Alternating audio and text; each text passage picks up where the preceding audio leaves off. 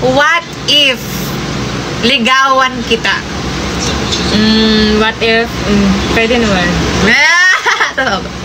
Ano magagalit?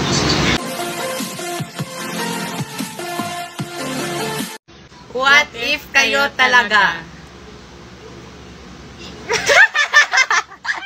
What if tayo talaga, no? Ay, alam mo ba yung what if challenge? Sige. Gawin natin yan. Sige, gawin natin yung what if challenge. What if magpakalalaki ka na?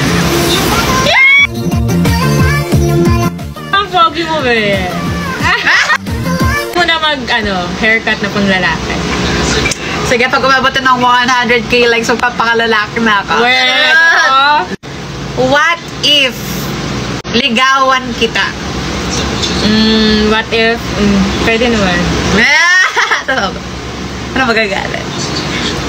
Pag wala akong jowa, pero pag meron nang niligaw sa akin, example si Yaji, tapos niligaw, hindi pwede. Kasi Iwan mo na si Yaji. Hindi pwede yun. Loyal ako. Akam lang si Yaji. Ay, hindi din pwede. Ito ang pinakamalupit. What if? What if? Ismo ko dito. What if lang. Oh. 1, 2, 3, go! Kinilig! Laro ka!